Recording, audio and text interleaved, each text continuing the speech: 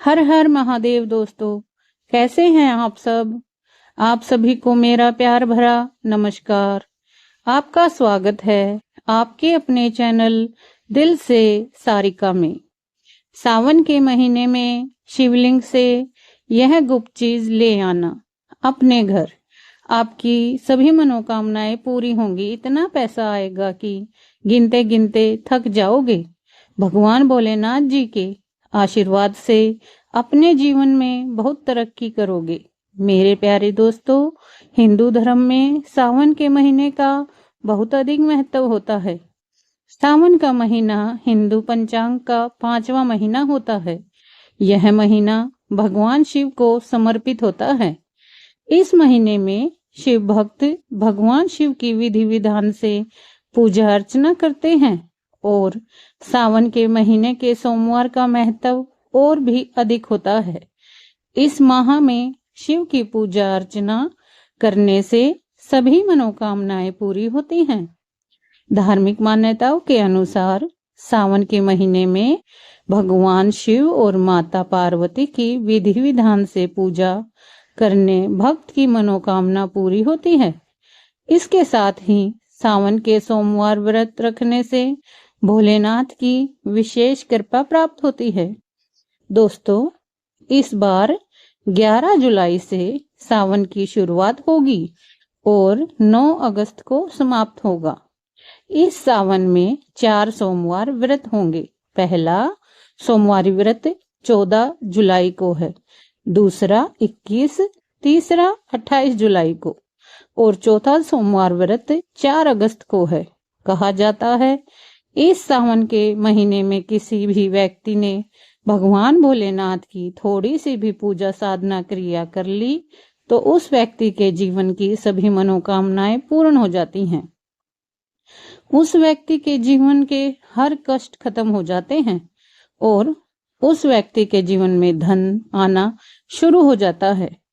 भक्तों, वीडियो आगे बढ़ाएं उससे पहले भगवान भोलेनाथ के सच्चे भक्त दिल से सारिका चैनल को कि इस वीडियो को लाइक अवश्य कर दें और कमेंट बॉक्स में हर हर महादेव सच्ची श्रद्धा से लिख दें, जिससे कि भगवान भोलेनाथ जी का आशीर्वाद आपको सीधे प्राप्त हो सके। दोस्तों, आज की इस वीडियो में हम आपको बताएंगे कि सावन के दिनों में आपको भगवान भोलेनाथ के मंदिर जाकर क्या क्या भगवान भोलेनाथ को अर्पित करना है और वहां से वापस क्या लेकर आना है, ताकि आपके घर की गरीबी, दरिद्रता, परेशानी, कष्ट, दिक्कतें हमेशा के लिए खत्म हो जाए।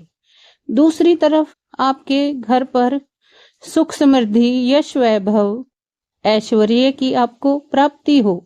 ध्यान रखिएगा दोस्तों, सावन का माह का इंतजार हर व्यक्ति इसलिए करता है ताकि उसको भगवान भोलेनाथ का आशीर्वाद मिल सके। कहा गया है कि देवों के देव महादेव अगर किसी भी व्यक्ति को आशीर्वाद दे दें तो उस व्यक्ति का साक्षात काल भी आकर कुछ नहीं बिगाड़ पाता। इसलिए आज की इस वीडियो में हम आपको बताएंगे कि कैसे आप सावन के दिन, जो बहुत ही पावन दिन है, इस दिन भगवान भोलेनाथ को प्रसन्न कर सकते हैं। कैसे आपको भगवान भोलेनाथ का आशीर्वाद प्राप्त हो सकता है और कैसे सावन के दिनों में शिवलिंग की आपको पूजा करनी है, वह भी खास उपाय करते हुए कैसे आपको शिवलिंग पर क्या क्या चढ़ाना है और क्या क्या वहां से लेकर आना है, घर वापस लेकर आना है, ताकि आपके घर पर अन्न और धन का भंडार कभी भी कम ना हो।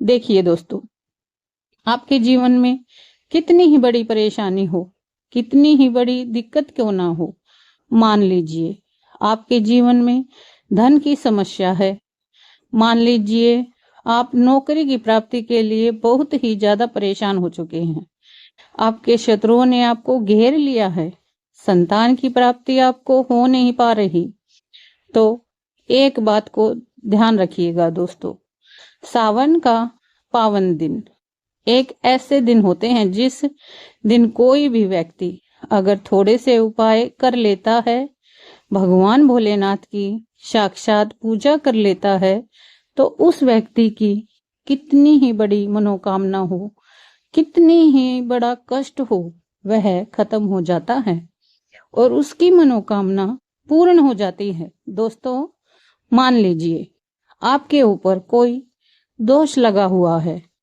जैसे वास्तु दोष, शनि दोष, प्रकृति दोष या कोई भी दोष लगा हुआ है, तो आपको सावन सोमवार के दिन थोड़ी सी पूजा करनी है और आपका दोष खत्म हो जाएगा। आपके जीवन से सभी परेशानियां चली जाएंगी और आपके जीवन में जो धन आना बंद हो गया था, उसका आगमन वापस शुरू हो जाएगा। मान के चलिए आपके जीवन में कभी भी कोई परेशानी नहीं रहेगी। बस दोस्तों, आज की इस वीडियो को लास्ट तक देख लीजिए और मान के चलिए भगवान भोलेनाथ के आशीर्वाद से आपकी सभी मनोकामनाएं भी पूरी होंगी और आपके जीवन की सभी परेशानियां भी चली जाएंगी। देखिए, एक बात कही गई है कि जब भी हम भगवान भोलेनाथ की पूजा करते हैं, हमें धैर्य रखना चाहिए, विश्वास रखना चाहिए और श्रद्धा के साथ भगवान भोलेनाथ की पूजा करनी चाहिए, क्योंकि भगवान भोलेनाथ बहुत ही भोले हैं। वह किसी भी व्यक्ति की थोड़ी सी ही पूजा से, साधना से तुरंत ही प्रसन्न हो जाते हैं। इसलिए दोस्तों, सावन सोमवार के दिन कुछ ऐसी चीजें हैं जो आपको अवश्य पता होनी चाहिए, क्योंकि सावन सोमवार के दिन अगर आप भगवान भोलेनाथ के सामने पूजा करने जा रहे हैं, तो मान के चलिए दोस्तों, आपने अगर कोई गलती कर दी तो भगवान भोलेनाथ आपसे क्रोधित हो जाएंगे और आपने सही तरीके से पूजा की होगी तो साक्षात आपको भगवान भोलेनाथ उसी दिन आशीर्वाद दे देंगे और उस दिन के बाद आपके जीवन में कभी कोई परेशानी नहीं आएगी। कि आपको हमें एक एक चीज बताने जा रहे हैं, इसलिए इस वीडियो को लास्ट तक देखिएगा। सबसे पहले आपको भगवान भोलेनाथ के मंदिर जाना है। यह जितने भी उपाय आपको बताए जाएंगे, यह मंदिर के उपाय होंगे। देखिए, होता क्या है कि कई लोग हमसे पूछते हैं कि गुरुजी, हमारे घर पर शिवलिंग है, क्या हम घर पर पूजा नहीं कर सकते? तो इसका उत्तर नहीं दोस्तों, आपको मंदिर जाना पड़ेगा, क्योंकि मंदिर का जो शिवलिंग होता है और जो घर का शिवलिंग होता है, इसमें बहुत ज्यादा फर्क होता है। जो मंदिर का शिवलिंग होता है दोस्तों, इसकी जो एनर्जी होती है वह आपके घर के शिवलिंग से करोड़ों गुना ज्यादा होती है। इसमें ऐसी सकारात्मक ऊर्जा होती है जिसके सामने अगर आप थोड़ी सी पूजा करते हैं तो तुरंत ही उसका फल आपको मिलता है और आपके जीवन की हर परेशानी चली जाती है। तो आपको जितने भी आज उपाय बताए जा रहे हैं, आपके जीवन की परेशानी को खत्म करने के लिए, आपकी मनोकामना पूर्ति के लिए, उस उपाय के लिए तो आपको मंदिर जाना पड़ेगा और सावन सोमवार का पर्व पड़ रहा है, वह आज दिन सोमवार को पड़ रहा है। तो यह दिन ऐसा है, इस दिन अगर आप मंदिर जाकर के भगवान भोलेनाथ की पूजा आराधना कर रहे हैं, तो मान के चलिए दोस्तों, आपके जीवन में कभी कष्ट आ ही नहीं सकते। पूरे साल आपके घर पर अन्न धन का भंडार बना रहेगा। तो आपको क्या क्या ले जाना है वह कहीं पर लिख लीजिए, क्योंकि दोस्तों, अगर आपने एक भी गलती कर दी तो आपकी पूजा संपन्न मानी नहीं जाएगी। दोस्तों, सबसे पहली चीज जो भगवान भोलेनाथ के लिए आपको जल ले जाना है। सावन सोमवार के दिन कई लोग हमसे यह कहते हैं कि गुरुजी, जल जो है वह तो शिवालय में भी मिल जाता है, शिव मंदिर में मिल जाता है। तो नहीं दोस्तों, वहां का जल आप तभी चढ़ा यह जब कोई दिक्कत हो, वरना घर से ही जल ले जाना चाहिए। आखिर घर से जल क्यों ले जाया जाता है, इसकी भी बात सुन लीजिए। घर से इसलिए आपको जल ले जाना है ताकि आपके घर का जो जल ले जा रहे हैं भगवान भोलेनाथ पर चढ़ाने के लिए, उसी जल के द्वारा आप भगवान से जुड़ जाएंगे। उस जल के द्वारा आप भगवान को अपनी सभी दिक्कतें बता देंगे और उस जल को जैसे ही भगवान भोलेनाथ पर आप चढ़ाएंगे अपनी समस्याओं को बताते हुए, वह समस्या आपकी खत्म हो जाएगी। इसलिए घर से जल ले जाइएगा। आप सबसे जरूरी चीज जो जल ले जा रहे हैं उसमें 2-4 बूंद गंगा जल जरूर डाल दीजिएगा, क्योंकि गंगा जल डाले बिना आपकी पूजा संपन्न नहीं मानी जाएगी। महाशिवरात्रि के दिन तो आपको जल ले जाना है, उसमें गंगा जल डाल करके दूसरा आपको 3 पत्ते वाला बेल पत्तर ले जाना है। दोस्तों, बेल पत्तर बहुत ही शुभ होता है। आपने अगर मान लीजिए एक तरफ 1000 कन्याओं को खाना खिलाया है, दूसरी तरफ भगवान भोलेनाथ को बेल पत्र चढ़ाया है, तो यह दोस्तों दोनों बराबर माने जाते हैं। इसलिए बेल पत्र जरूर ले जाइएगा। तीसरा, आपको सफेद पुष्प ले जाना है। सफेद पुष्प भगवान भोलेनाथ को चढ़ाए जाते हैं, इसलिए सफेद पुष्प पर भगवान भोलेनाथ के लिए आपको ले जाना है सावन सोमवार के दिन, ताकि भगवान भोलेनाथ का आशीर्वाद आपको मिल जाए, जिसके बाद आपके जीवन के हर परेशानी खत्म हो जाए। दोस्तों, सफेद चंदन ले जाना है, अनिवार्य होता है सावन सोमवार के दिन। और ध्यान रखिएगा दोस्तों कि भगवान भोलेनाथ को अगर आप दूध अर्पित करने जा रहे हैं तो एकदम कच्चा दूध होना चाहिए, पका हुआ दूध नहीं होना चाहिए, कच्चा दूध होना चाहिए। अब आपको और क्या क्या ले जाना है देखिए।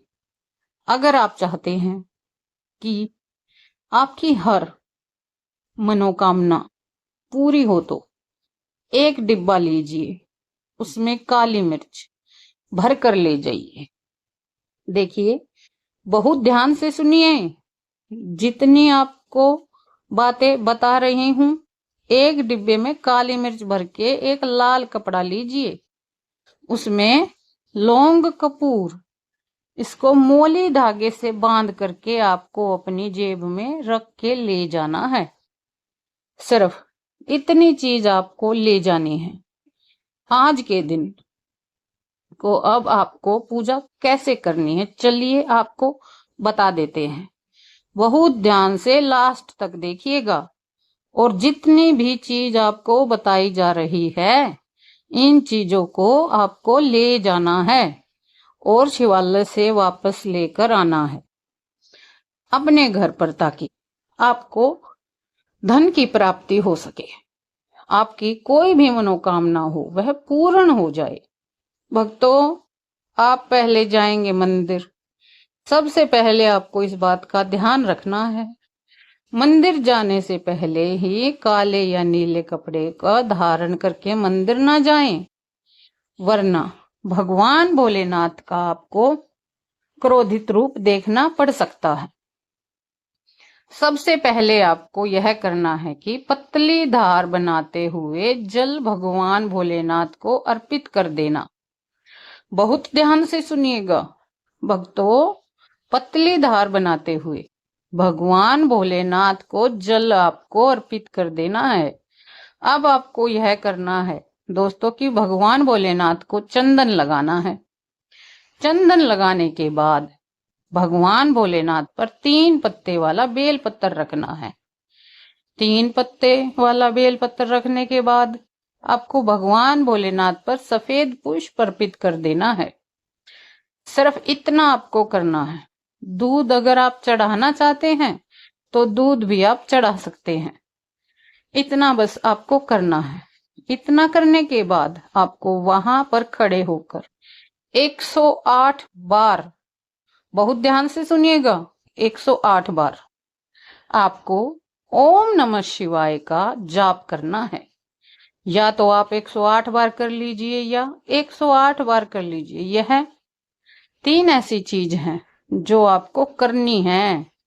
इतना करना है। अब आपको क्या करना है, एक डिब्बा जो काली मिर्च का आप ले गए हैं, उस काली मिर्च के डिब्बे को आपको शिवालय के जो गिरता हुआ शिवधारा है, जो शिवलिंग से वहां पर पानी गिर रहा है, उस शिवहरि के पानी से आपको छुआना है और अपनी जेब में वापस रख लेना है।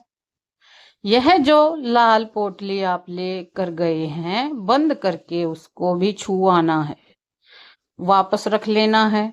अब आपको क्या करना है, जिस लोटे में पानी ले गए थे या जिस लोटे में भी आप दूध ले गए थे, उसमें आपको क्या करना है, आपको जो भगवान भोलेनाथ का पानी वहां पर गिर रहा है, भक्तों ध्यान रखिएगा, शिवलिंग की जो पानी नीचे गिर रहा है, उसी पानी का थोड़ा सा पानी अपने लोटे में ले लेना है। ध्यान रखिएगा, जो आपने लोटे में पानी भरकर ले गए हैं, वह पानी वापस बचाना नहीं है। वह तो पूरा आपको भगवान भोलेनाथ को अर्पित कर देना है। जो शिवलिंग से पानी गिर रहा है, उस पानी को आपको अपने लोटे में वापस ले आना है।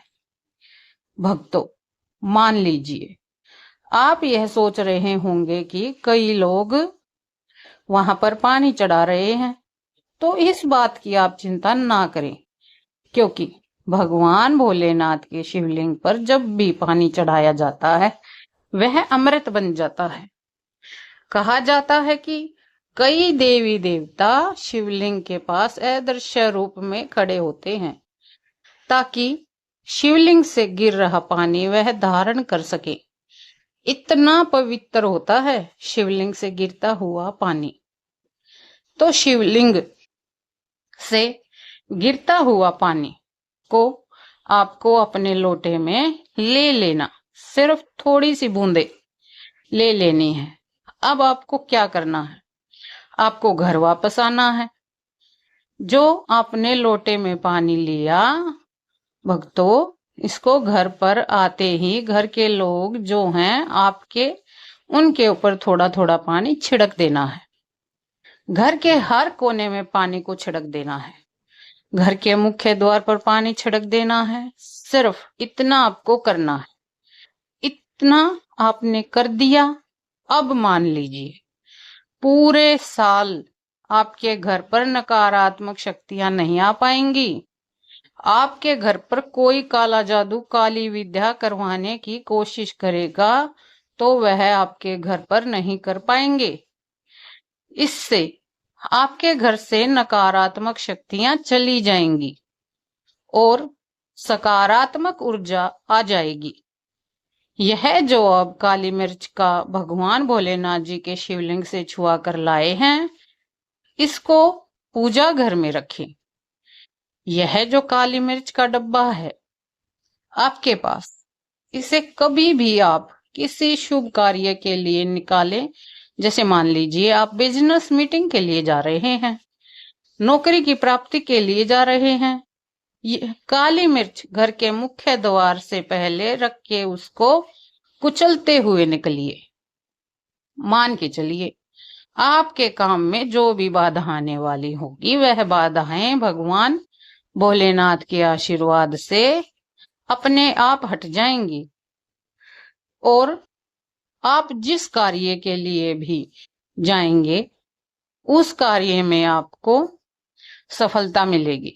दोस्तों, भगवान भोलेनाथ का यहाँ पर आपको साक्षात आशीर्वाद मिलेगा। सावन सोमवार के दिन और आपके जीवन में हर परेशानी चली जाएगी। सावन सोमवार की रात आप अपनी सभी प्रकार के बुरी अनिष्ट शक्तियों से छुटकारा पा सकते हैं। जो लोग भोलेनाथ माता पार्वती की पूजा करना चाहते हैं, वो इस दिन अपने घर पर पारद का शिवलिंग रख लीजिए। अभिमंत्रित होना चाहिए। जो भी शिवलिंग आप रखें, अच्छे से उनको मंत्रों द्वारा भी अभिमंत्रित करके रखें। स्फटिक हो, नर्मदेश्वर शिवलिंग हो, कोई भी रखिए। अच्छे से उनको भोलेनाथ को अपने घर पर ही पूजन कीजिए। एक लोटा जल चढ़ाकर, क्योंकि मंदिरों में बहुत भीड़ भाड़ होती है और सावन सोमवार पर यही भीड़ का नजारा बहुत ही खूबसूरत लगता है। कोने कोने में शिव भक्त हैं। अगर आप मंदिर में नहीं जा सके या ठीक से जल नहीं चढ़ा पाए, तो घर में ही शांति से आप पूजन करें। गन्ने का रस हुआ, पंचामृत हुआ, इससे आप इस दिन भोलेनाथ का अभिषेक कीजिए। दूध, दही, घी, शहद, शक्कर, पंचामृत बना करके अभिषेक कीजिए। दोस्तों, फिर भोलेनाथ का श्रृंगार कीजिए। चंदन चढ़ाइए, अक्षत चढ़ाइए, जनेऊ अर्पित कीजिए। थोड़ा सा चंदन का इत्र, क्योंकि चंदन का इत्र विशेष रूप से शिव शंभू को बहुत प्रिय है, तो वह आप अर्पित कीजिए। उनके पसंदीदा पुष्प चढ़ाएं। आंकड़े की माला से उनका श्रृंगार कीजिए। दोस्तों, कनेर के सफेद पुष्प चढ़ाएं। कमल हुए, गुलाब हुए, बेल हुए, यह फूल उनको बहुत प्रिय हैं, यह अर्पित करें। और 5 बेल पत्र अवश्य चढ़ाएं। आप इस दिन चाहें तो, या तो आपके पास बेल पत्र है, उसी पर आप श्री श्री लिख के या ओम नमः शिवाय या राम राम लिख के अर्पित कीजिए। जो चिकना भाग होता है उस पर लिखिए और यह सीधा शिवलिंग पर अर्पित हो। इस प्रकार से आपको बेल पत्र चढ़ानी है। दोस्तों, आप विशेषकर इस बात का ध्यान रखें कि कटे फटे बेल पत्र ना हो। जो व्यक्ति अधूरी चीज भगवान को अर्पित करता है, उसे भी कटे फटे पत्तों की तरह ही कटा फटा फल ही प्राप्त होता है। इसलिए कभी भी अपूर्ण सामग्री अर्पित ना करें। दोस्तों, कहते हैं कि जब भोलेनाथ ने गले में विष धारण किया था, तो आदि शक्ति मां के कहने पर देवताओं ने भगवान शिव के सिर पर भांग, धतूरा, बेल पत्र आदि रखा और निरंतर जल अभिषेक किया था, जिसकी वजह से उनके मस्तिष्क का ताप कम हुआ था। और उस समय से ही भोलेनाथ को भांग, धतूरा चढ़ाया जाता है। और यह बात भोलेनाथ के भक्तों में बहुत कम लोगों को ही पता है कि इसी कारण शिवलिंग पर भांग, मांग, धतूरा चढ़ाया जाता है।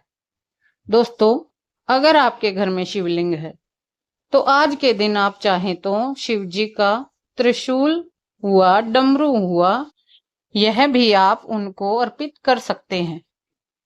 शिव के डमरू की दम दम डम डम की ध्वनि मंगल गुरु से संबंधित होती है, क्योंकि चंद्रमा उनके मस्तक पर विराजमान होकर अपनी कांति से अनंत आकाश में जटाधारी महामृत्युंजय को प्रसन्न करता है और बुध आदि ग्रह इसमें संभव से सहायक होते हैं।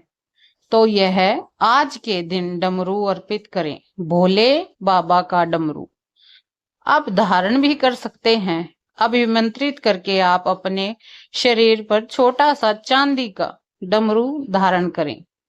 भक्तों, अगर आपको यह दिल से सारिका चैनल के माध्यम से प्राचीन जानकारी अच्छी लगी हो तो वीडियो को लाइक कर दीजिए और कमेंट बॉक्स में सबसे दिल से हर हर महादेव लिख दीजिए। आप लोगों का वीडियो देखने के लिए बहुत बहुत धन्यवाद। चलिए दोस्तों, चलती हूँ, फिर मिलूंगी एक नई वीडियो।